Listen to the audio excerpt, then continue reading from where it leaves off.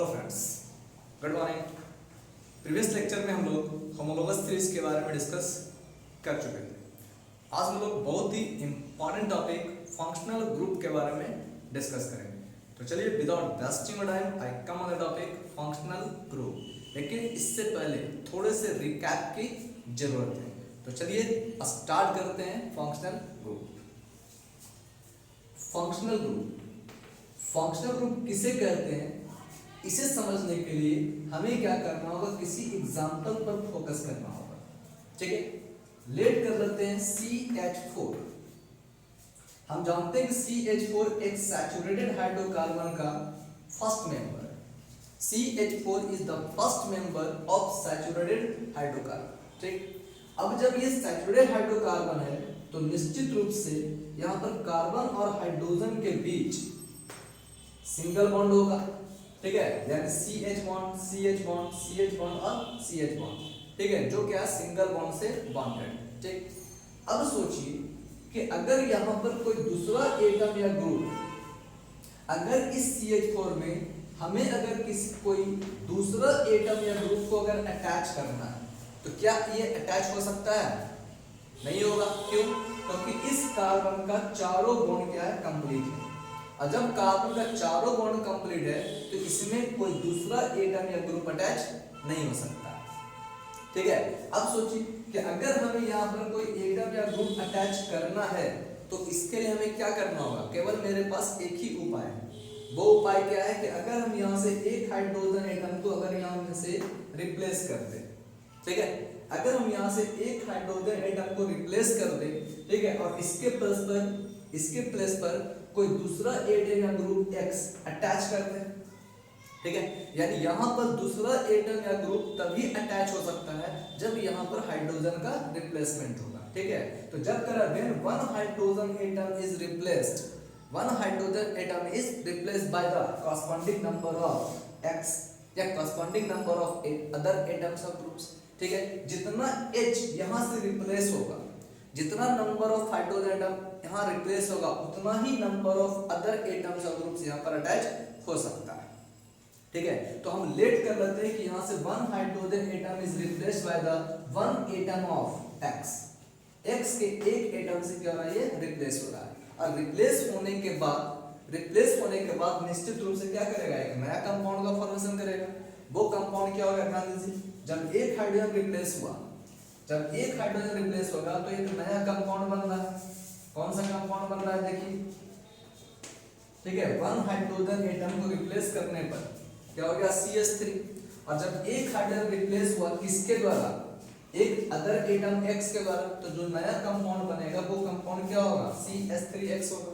ठीक है, यानी कहने का मतलब क्या हो रहा है कि one hydrogen atom is replaced by the one other atom X।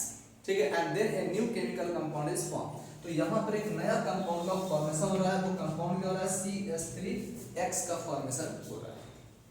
ठीक है, CH3X का फॉर्मेशन हो रहा है। ठीक है, अब ध्यान दीजिए, अब कह रहा है ये जो कंपाउंड बना, ये कंपाउंड किससे बन रहा है, तो हम कह सकते हैं CH4 से बन रहा है। ठीक है, क्योंकि जब तक CH4 एक हाइड्रोजन एटम को रिप्लेस नहीं करेगा, इसमें एक X एटम अटैच नहीं होगा। ठीक है, यानी हम कह सकते हैं this is the derivatives of CH4। ये जो नया कंपाउंड बन रहा है, ये कंपाउंड क्या होगा, डेरिवेटिव्स ऑफ CH4 होगा। ठीक है, और हम जानते हैं कि ऑर्गेनिक कंपाउंड का मतलब क्या होता है, hydrocarbon and their derivative, that is called the organic compound. उसे हम ऑर्गेनिक कंपाउंड का नाम देते हैं। तो ये भी ऑर्गेनिक कंपाउंड है, ये भी ऑर्गेनिक कंपाउंड है। ठीक है, लेकिन ये जो ऑर्गेनिक कंपाउंड है, it can be made by the replacement of one hydrogen atom with one X atom. ठीक है, यानी वन हाइड्रोजन रिप्लेस हो रहा है किसके द्वारा, एक X एटम के द्वारा। ठीक है, और इससे एक नया कंपाउंड बन रहा है, that is called the derivatives of hydrocarbon, जिसे हम डेरिवेटिव्स ऑफ हाइड्रोकार्बन का नाम देते हैं, है ना। अब देखिए, अब सोचिए ये जो डेरिवेटिव्स बना, अगर हम इसके होमोलॉजी की अगर बात करें, अगर ये जो डेरिवेटिव्स बना, अगर इसका अगर हम होमोलॉजी का बात करें तो इसका नेक्स्ट होमोलॉजी क्या होगा, हम जानते हैं नेक्स्ट होमोलॉजी गेट करने के लिए हमें क्या करना होगा, इस मेंबर में CH2 को ऐड करना होगा, क्योंकि होमोलॉगी सीरीज है ना, होमोलॉगी करते किसे, होमोलॉगस सीरीज के बारे में हम लोग पहले डिस्कस कर चुके हैं। हम जानते हैं वैसा series in which two consecutive member of the same group are differ by CS2, लेकिन सेम ग्रुप होना चाहिए, ठीक है। तो होमोलॉगी करने के लिए हम क्या करेंगे, नेक्स्ट होमोलॉगी गेट करने के लिए हमें क्या करना है, केवल CS2 को ऐड करना है। तो अगर हम इसमें CS2 को अगर हम ऐड करते हैं तो ऐड करने पर क्या गेट होगा, देखिए CS3 CH2 CS3 CH2 add किए, ऐड करने के बाद यहाँ देखिए कौन सा कंपाउंड बना, तो C2H5X है ना, ये CS3X और इसका होमोलॉगी क्या होगा, C2H5X होगा,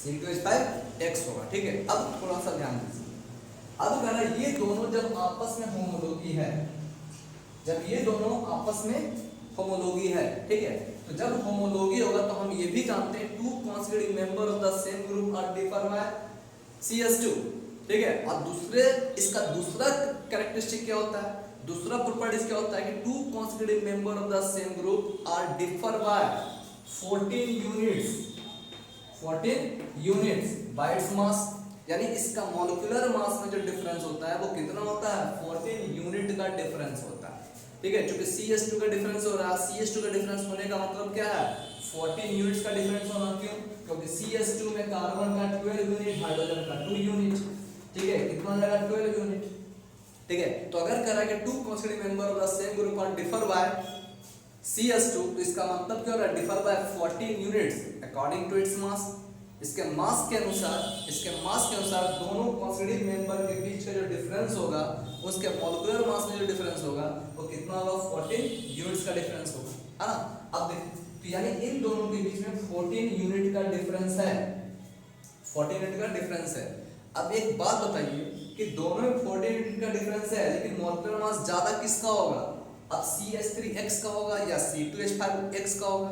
तो हम ये भी जानते हैं कि if the number of carbon atom increases, as the number of carbon atom increases molecular mass increases, obviously ये जो C2H5X है, C2H5X है, इसका मॉलिक्यूलर मास ज्यादा होगा, क्यों, क्योंकि यहाँ पर नंबर ऑफ कार्बन ज्यादा है, as the number of carbon increases molecular mass increases, यानी इसका मॉलिक्यूलर मास क्या होगा, ज्यादा होगा, ठीक है। तो सोचिए अगर C2H5X इसका मॉलिक्यूलर मास ज्यादा है, इसका मॉलिक्यूलर मास ज्यादा है एज कंपेयर टू CH3X, इसका मॉलिक्यूलर मास ज्यादा है।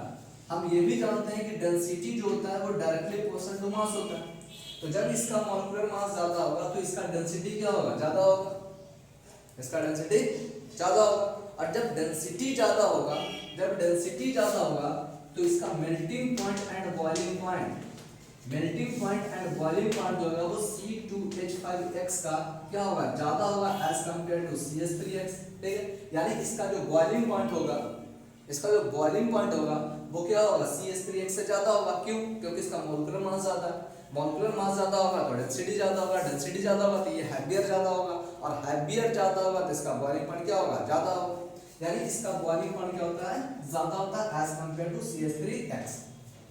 यानी जैसे जैसे नंबर ऑफ कार्बन बढ़ते जाएगा इसका बॉइलिंग पॉइंट क्या हो जाएगा, बढ़ते जाएगा, ठीक है। लेकिन हम ये सब क्यों बता रहे हैं, ठीक है, इसका कुछ रीजन है, देखिए आप अब एक बात बताइए, अगर इसके फिजिकल प्रॉपर्टीज में जो डिफरेंस आ रहा है, मेल्टिंग पॉइंट में, मॉलिक्यूलर मास में, डेंसिटी में जो भी डिफरेंस आ रहा है, वो डिफरेंस किसके कारण आ रहा है, क्या X के कारण आ रहा है, नहीं, क्योंकि यहाँ पर X का जो मास यहाँ इन्वॉल्व हो रहा है उतना ही मास X का यहाँ भी इन्वॉल्व हो रहा है, ठीक है। यानी यहाँ पर X के मास में कोई डिफरेंस नहीं होगा, क्योंकि जितना एटम X का यहाँ है उतना ही एटम X का यहाँ है, यानी X के मास पर तो डिपेंड कर नहीं रहा है। तो आखिर मास में डिफरेंस आया किसके कारण, तो हम कह सकते हैं यहाँ पर ये नंबर ऑफ कार्बन एटम के कारण, ठीक है। यानी ये C2H5X है, C2H5 के कारण, ये CH3H है इसके कारण, ठीक है। तो ये जो डिफरेंस आ रहा है वो किसके कारण आ रहा है,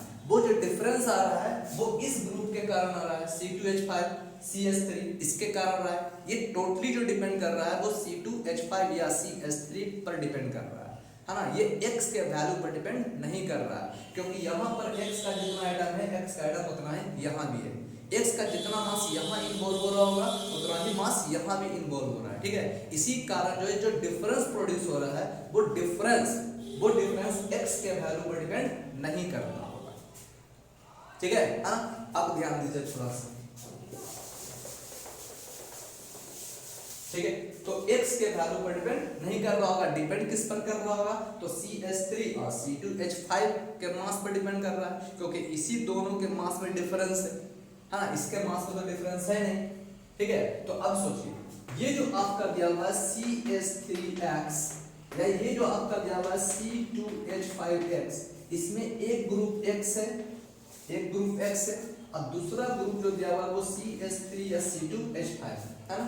इस ग्रुप को हम क्या करते हैं, इसे कहते हैं हाइड्रोकार्बन पार्ट, इसे कहा जाता है हाइड्रोकार्बन पार्ट, ठीक है, हाइड्रोकार्बन पार्ट। और ये जो ग्रुप जिसको हमने अटैच किया था on replacing hydrogen atom, hydrogen atom को हटाकर जो नया ग्रुप हम लोगों ने अटैच किया था उस ग्रुप को हम क्या करते हैं फंक्शनल पार्ट, यानी ये जो X है वो क्या है functional part of this organic compound. इस ऑर्गेनिक कंपाउंड का फंक्शनल पार्ट क्या हो जाएगा मेरा X होगा, यानी X क्या है कोई दूसरा एटम या ग्रुप हम अटैच किए थे, तो जो एटम या ग्रुप हाइड्रोजन को रिप्लेस करने पर हम लोगों ने अटैच किया था उस ग्रुप को हम क्या कर रहे हैं functional group, that means functional part कर रहे हैं, ठीक है। यानी it is called the functional part of the organic compound, ये ऑर्गेनिक कंपाउंड का फंक्शनल पार्ट कहलाता है। और ये जो आपका है इसे क्या कहते हैं hydrocarbon part of the organic compound, ठीक। तो अब अगर आपसे क्वेश्चन पूछा जाए कि ये जो फिजिकल प्रॉपर्टी जो डिफरेंस आ रहा था, फिजिकल प्रॉपर्टीज में जो डिफरेंस आ रहा था वो डिफरेंस किसके कारण आ रहा था, तो आंसर क्या होगा मेरा हाइड्रोकार्बन पार्ट के कारण, ठीक है। यानी हम कह सकते हैं कि hydrocarbon part is responsible, hydrocarbon part is responsible for the physical properties of organic compound. यानी अगर ऑर्गेनिक कंपाउंड के फिजिकल प्रॉपर्टीज में अगर कोई डिफरेंस हो रहा है, कोई चेंजिंग आ रहा है, तो उसके लिए रिस्पांसिबल कौन होता है, तो हाइड्रोकार्बन, ठीक है।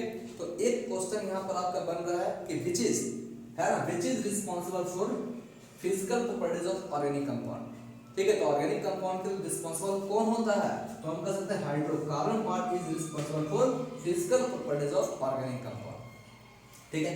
अब सोचिए तो जब ऑर्गेनिक कंपाउंड का फिजिकल प्रॉपर्टीज के लिए रिस्पांसिबल कौन है, हाइड्रोकार्बन पार्ट, तो ऑर्गेनिक कंपाउंड में केमिकल प्रॉपर्टीज भी तो मौजूद है ना।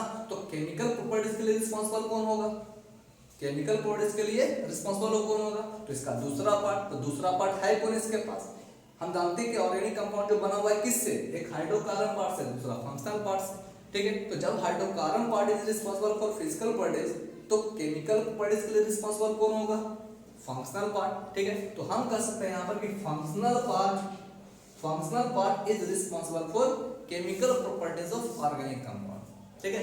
यानी किसी भी ऑर्गेनिक कंपाउंड के केमिकल प्रॉपर्टीज के लिए रिस्पांसिबल कौन होता है, तो हम कह सकते हैं फंक्शनल पार्ट रिस्पांसिबल होता है, ठीक है।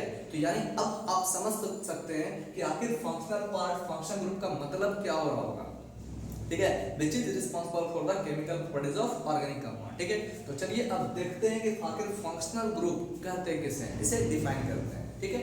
चलिए अब देखिए, Hence functional group is defined as, तो functional group क्या है, कह सकते हैं the group or atom, the group or atom which determines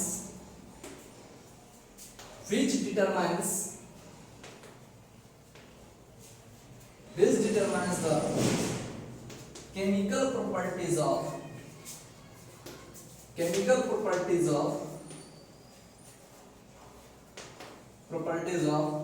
organic compound, which determines the chemical properties of organic compound. The group is called functional group. इसे हम क्या करते हैं, फंक्शनल ग्रुप का नाम देते हैं, ठीक है। तो फंक्शनल ग्रुप क्या हो गया, वैसा group which determines the chemical properties of organic compound. Hence we can say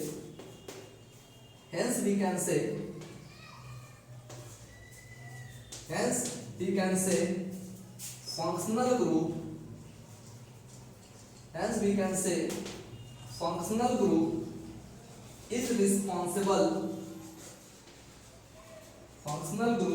responsible for chemical properties of organic compound. Chemical properties of organic compound.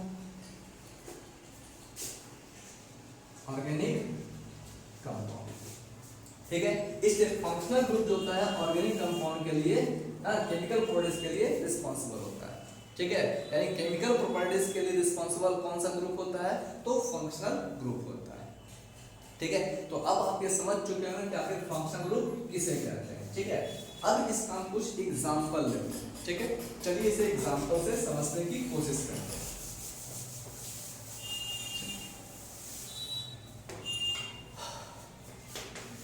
अब क्या लेते हैं, देखिए यहाँ पर, अब सबसे पहला एग्जांपल हम ले रहे हैं क्या, अल्कोहलिक कंपाउंड। अल्कोहलिक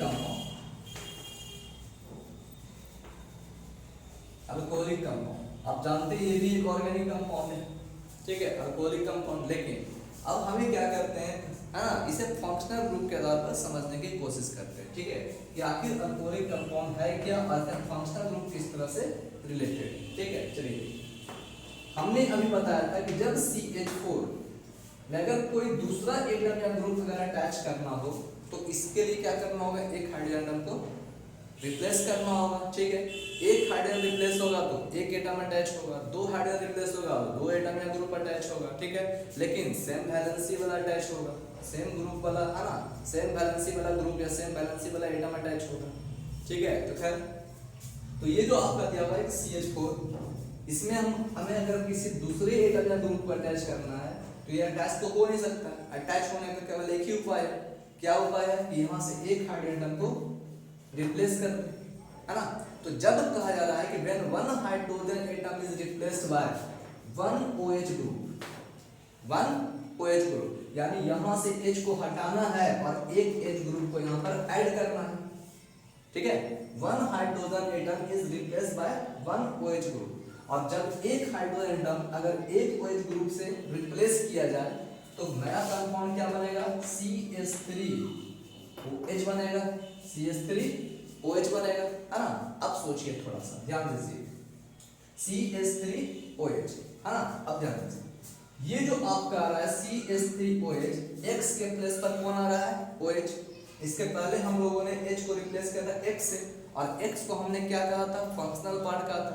उसी प्रकार कह रहे हैं कि जब यहाँ पर 1H is replace by OH, one hydrogen atom is replace by OH, तो ये जो OH होगा, ये OH क्या कराएगा, फंक्शनल पार्ट कराएगा। ये OH क्या कराएगा, फंक्शनल पार्ट कराएगा, मतलब functional group of this organic compound कराएगा, है ना। और ये आपका क्या कराएगा, हाइड्रोकार्बन पार्ट कराएगा, हाइड्रोकार्बन पार्ट कराएगा, फंक्शनल पार्ट और हाइड्रोकार्बन पार्ट। यानी हम कह सकते हैं कि when one hydrogen atom is replaced by one OH group then the forming compound is called the alcoholic compound.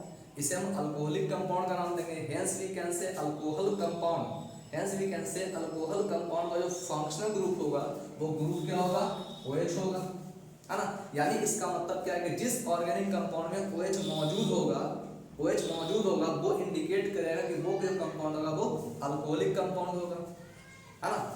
वो क्या होगा, अल्कोहलिक कंपाउंड होगा। जिस ऑर्गेनिक कंपाउंड में OH मौजूद होगा हम कह सकते हैं कि वो क्या होगा, अल्कोहलिक कंपाउंड होगा। Hence we can say the functional group of alcohol, the functional group of alcohol,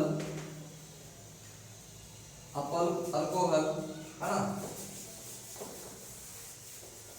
functional group of alcohol is equal to क्या हो जाएगा, OH ग्रुप होगा, है ना। OH ग्रुप, यहां देखिए CH3OH, OH ग्रुप होगा। ठीक है, अब सोचिए, थोड़ा सा ध्यान दीजिए, ये जो लिखा हुआ OH, आखिर यहां हमने OH बॉन्ड क्यों दिया।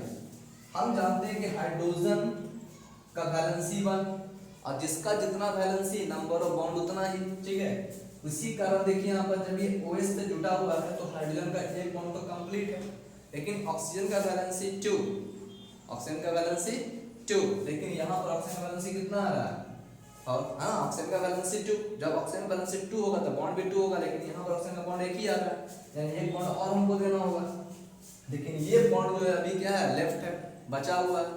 तो जब तक यहाँ पर कोई दूसरा कंपाउंड, यहाँ पर दूसरा एडेनियम ग्रुप अटैच नहीं होगा, एक स्टेबल कंपाउंड तो बनाएगा नहीं, ठीक है। तो यहाँ देखिए इसी कारण जो है इस OH से कोई दूसरा ग्रुप CH3 जुटा हुआ है, हाइड्रोकार्बन पार्ट जुटा हुआ है, जो क्या करता है, इस कंपाउंड को स्टेबल बनाने का काम करता है, मतलब इसके बॉन्ड को कंप्लीट करता है। अब सोचिए ये जो CH3 है, ये जो CH3 है, क्योंकि कार्बन का 4 बॉन्ड, लेकिन CH3 जब अटैच हो रहा है तो इसका भी कार्बन के पास क्या है, इसका भी एक बॉन्ड लेफ्ट है, तो इसका एक बॉन्ड और इसका एक बॉन्ड दोनों आपस में क्या करता है, शेयर कर लेता है, कंबाइन करता है, कंबाइन करने में एक स्टेबल स्ट्रक्चर बना लेता है, ठीक है, हाँ, स्टेबल स्ट्रक्चर बनाता है, जिससे क्या होता है, CH3OH बनता है। लेकिन तो मेरा कहने का मतलब क्या है, functional group of alcohol OH, functional group of alcohol OH, लेकिन जब इसका स्ट्रक्चर पूछा जाए कि जनरल स्ट्रक्चरल फार्मूला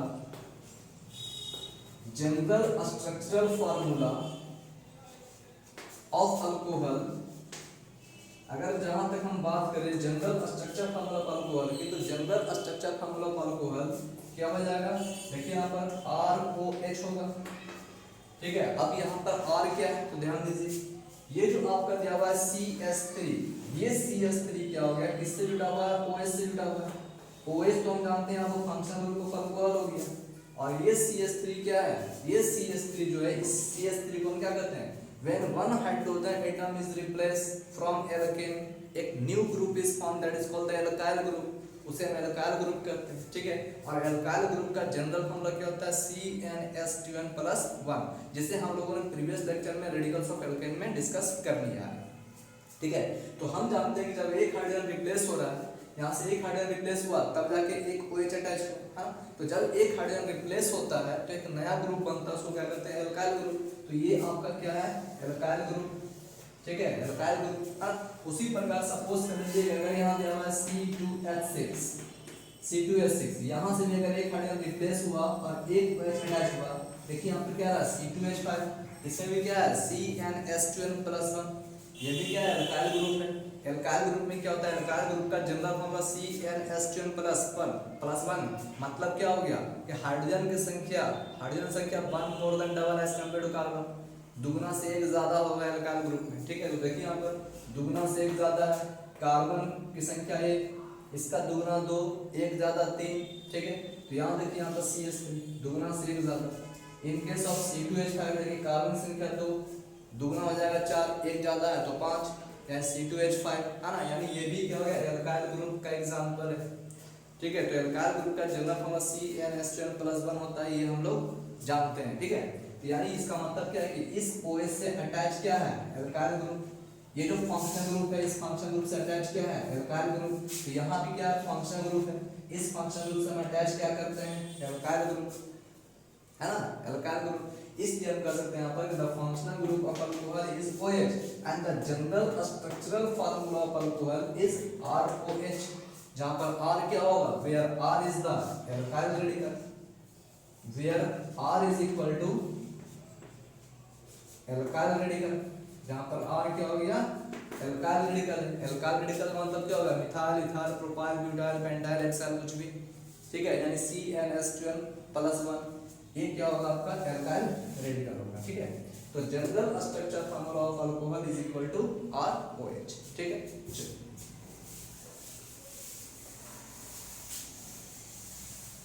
ROH, है ना।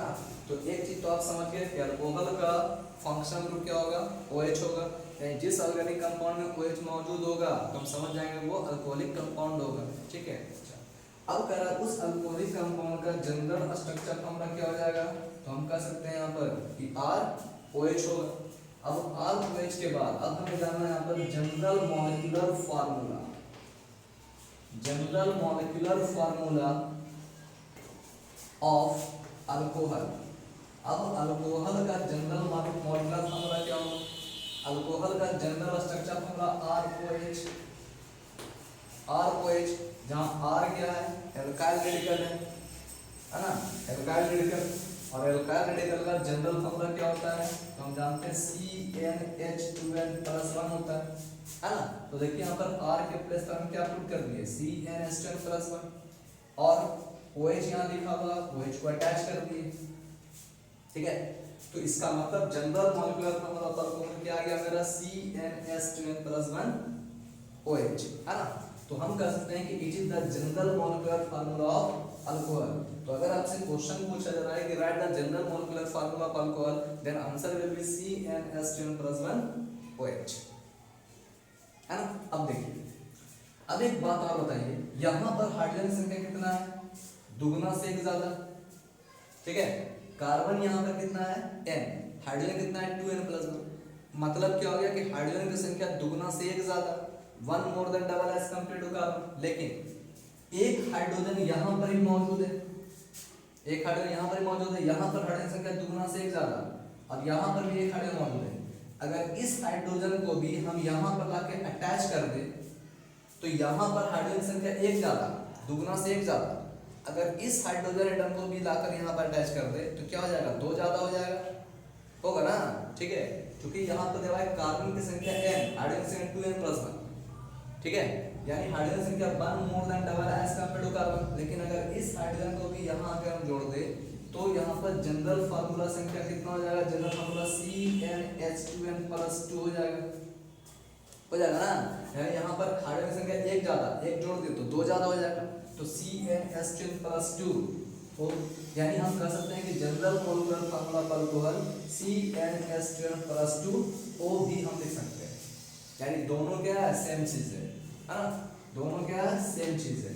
तो general molecular formula of alcohol क्या होता है, CnH2n+1 या CnH2n+2O।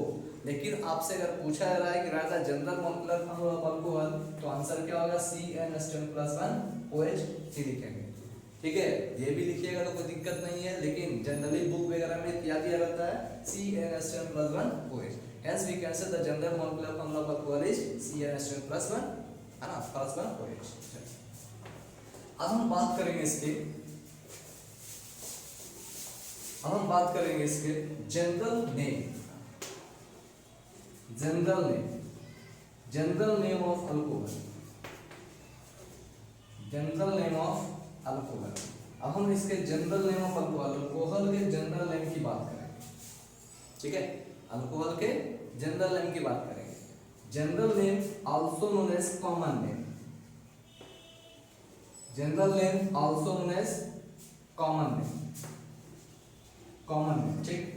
Also known as trivial name, इसे हम ट्राइवियल नेम के नाम से भी जानते हैं, ठीक है। इसे हम common name, trivial name, general name क्यों कहते हैं, इसके बारे में हम लोग डिस्कस करेंगे, ठीक है। लेकिन अभी देख लीजिए, पहले हम जान लेते हैं जनरल नेम ऑफ अल्कोहल को किस तरह से रिटेन किया जाता है ना। चलिए हम किस तरह से लिखेंगे, यहाँ देखिए। तो हम जानते हैं कि अल्कोहल का स्ट्रक्चर हमारा ROH, general molecular formula CnH2n+1 OH, ठीक है। देखिए यहाँ पर इसका हम लिख रहे हैं स्ट्रक्चर फार्मूला ROH। R क्या इंडिकेट करता है, एल्काइल रेडिकल। OH क्या इंडिकेट करता है, ये फंक्शनल ग्रुप ऑफ अल्कोहल है, ये फंक्शनल पार्ट में इंडिकेट करता है, ये हाइड्रोकार्बन पार्ट में इंडिकेट करता है।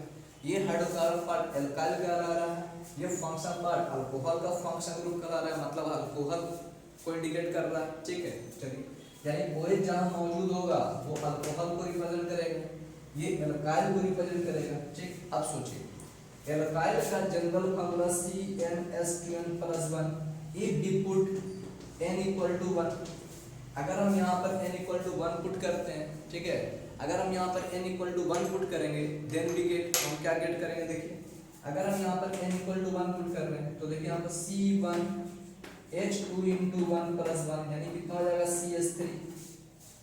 अगर हम यहाँ पर R का general formula CnH2n+1, if n = 1 we put, then we get CH3, और CH3 के साथ क्या जुड़ा हुआ, OH, ठीक। अब सोचिए, जब कार्बन एटम एक हो, लॉन्गेस्ट चेन में जब कार्बन एटम 1 हो, तो इसका ग्रीक वर्ड में क्या नाम होता है, मीथ। तो मीथ प्लस आई, क्योंकि यहाँ पर एल्काइल ग्रुप है, ये एल्काइल, एल का मतलब number of carbon connected in longest chain. तो लॉन्गेस्ट चेन में कार्बन यहाँ पर कितना है, 1 है, जिससे हम ग्रीक वर्ड में क्या कहते हैं, मीथ कहते हैं। तो मीथ प्लस आई क्या हो गया, मिथाइल। और ये किसको रिप्रेजेंट कर रहा है, अल्कोहल को। ये किसको रिप्रेजेंट कर रहा है, अल्कोहल को, ठीक है। यानी इसका मतलब क्या होगा, ये एल्काइल है, ये क्या है, अल्कोहल है, ठीक है। तो मतलब क्या हो जाएगा यहाँ पर, अल्कोहल का जनरल नेम जो हो जाएगा, जनरल नेम अल्कोहल क्या हो जाएगा, एल्काइल अल्कोहल, एल्काइल अल्कोहल, ठीक। देखिए यहाँ पर ये क्या है, आर एल्काइल और ये क्या है, अल्कोहल, यानी जनरल नेम क्या हो गया, एल्काइल अल्कोहल, ठीक है, एल्काइल अल्कोहल। तो अगर आपसे कोई क्वेश्चन पूछा जा रहा है कि जनरल नेम अल्कोहल क्या होता है, तो हम कह सकते हैं एल्काइल अल्कोहल होता है, एल्काइल अल्कोहल। और क्या है, एल्काइल OH किसको रिप्रेजेंट कर रहा है, अल्कोहल को, तो इससे क्या होगा, ये रिप्रेजेंट करता है अल्कोहल को, ये रिप्रेजेंट करता है एल्काइल ग्रुप को, तो एल्काइल अल्कोहल यानी जनरल नेम अल्कोहल क्या हो जाएगा, एल्काइल अल्कोहल। तो जनरल नेम या कॉमन नेम या ट्रेवियल नेम है ना of alcohol is alkyl alcohol. अब इसका एग्जांपल क्या ले रहे हैं कि if n is equal to 1 then we get CH3, तो CH3OH। अब देखिए, अब C1 एक कार्बन होगा, इसका नाम मिथ, तो L क्या इंडिकेट करता है, number of carbon, number of carbon यहाँ पर 1 है, इसका नाम क्या होगा, मिथ, मिथ प्लस I क्या हो जाएगा, मिथाइल, और ये किसको रिप्रेजेंट कर रहा है, अल्कोहल, यानी मिथाइल अल्कोहल, ठीक है। तो देखिए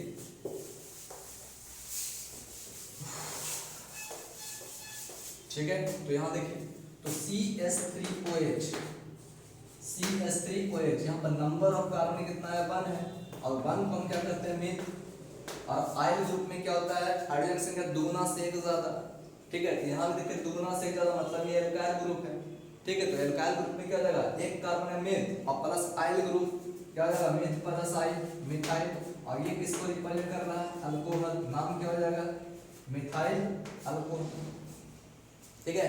यानी इसका नाम क्या हो गया, मिथाइल अल्कोहल, मिथाइल अल्कोहल, ठीक। उसी प्रकार अगर कह रहा है कि इस जनरल फार्मूला CnH2n+1OH में अगर एक रिपोर्ट n = 2 डाल दीजिएगा, ये एल्काइल ग्रुप है, ठीक है। अब देखिए L का मतलब कार्बन, अगर यहाँ पर नंबर ऑफ कार्बन 2, C2 दुगुना से एक ज्यादा, C2H5OH, C2H5OH, अब दुगुना से एक ज्यादा है मतलब एल्काइल ग्रुप है। L क्या इंडिकेट किया, number of carbon, number of carbon कितना है, 2 है, ठीक है। और लॉन्गेस्ट चेन का नंबर ऑफ कार्बन 2 है, देन ग्रीक वर्ड में इसका नाम क्या होता है, 8, प्लस क्या हम ऐड करेंगे, आई, इथाइल, प्लस ये किसको रिप्रेजेंट कर रहा है, अल्कोहल को, नाम क्या हो गया इसका, तो इसका जनरल नेम इथाइल अल्कोहल, ठीक है। यानी क्या होगा ये, इथाइल अल्कोहल। तो बस केवल याद रखना है दुगुना से एक ज्यादा तो एल्काइल ग्रुप। उसी प्रकार देखिए यहाँ पर C3H7OH, C3 का मतलब क्या हो गया, प्रोप, दुगुना से एक ज्यादा हाइड्रोजन है मतलब एल्काइल ग्रुप का है, तो क्या ऐड होगा, आइल, प्रोप प्लस आइल, प्रोपाइल, OH किसको रिप्रेजेंट करता है, अल्कोहल, क्या हो गया, प्रोपाइल अल्कोहल, ठीक। उसी प्रकार अगर आपसे पूछा जाए, बताइए ब्यूटाइल अल्कोहल का फार्मूला क्या होगा, ब्यूटाइल अल्कोहल, ब्यूट का मतलब कार्बन 4, आइल ग्रुप है मतलब एल्काइल ग्रुप है, एल्काइल ग्रुप में हाइड्रोजन संख्या दुगुना से एक ज्यादा, कार्बन 4 है, हाइड्रोजन संख्या दुगुना से एक ज्यादा, तो क्या हो जाएगा, 4 का दुगुना 8 और एक ज्यादा 9, C4H9OH, क्या हो गया, ब्यूटाइल अल्कोहल। अगर आपसे पूछा जाए हेक्साइल अल्कोहल, अगर आपसे पूछा जा रहा है हेक्साइल अल्कोहल, तो हेक्साइल अल्कोहल का फार्मूला क्या हो जाएगा, हेक्स का मतलब कार्बन 6, हाइड्रोजन संख्या दुगुना से एक ज्यादा, हाइड्रोजन संख्या दुगुना से एक ज्यादा, अल्कोहल को रिप्रेजेंट करने के लिए OH, फार्मूला क्या हो गया, C6H13OH, है ना। तो ये आपका क्या होगा, हेक्साइल अल्कोहल होगा, ठीक है। तो इस तरह से आप क्या कर सकते हैं, नेमिंग से फार्मूला और फार्मूला से नेमिंग, इस तरह से आप निकाल सकते हैं, ठीक है ना। इसके बाद हम लोग डिस्कस करेंगे आयुपेक नेम ऑफ अल्कोहल पर, ठीक है, आयुपेक नेम ऑफ अल्कोहल जो बहुत ही ज्यादा इंपॉर्टेंट होगा, ठीक है। और इसके बाद हम लोग बहुत से फंक्शनल ग्रुप का एक एक करके डिस्कस करेंगे, ठीक है। तो इसके बाद जो है हम लोग डिस्कस करेंगे आयुपेक नेम ऑफ अल्कोहल कि अल्कोहल का आयुपेक नेम कैसे लिखा जाता है। इसके लिए हम लोग एक ट्रिक भी जानेंगे और उस ट्रिक से आप किसी भी केमिकल कंपाउंड के आयुपेक नेम को आप इजीली लिख सकते हैं, ठीक है। तो देखते रहिए इजी केमिस्ट्री, लेकिन इसके लिए आपको हमसे दोस्ती करनी होगी और इसके लिए आपको लाइक, सब्सक्राइब और शेयर जरूर करना होगा, ठीक है। तो प्लीज लाइक, शेयर और सब्सक्राइब जरूर करें। Thank you.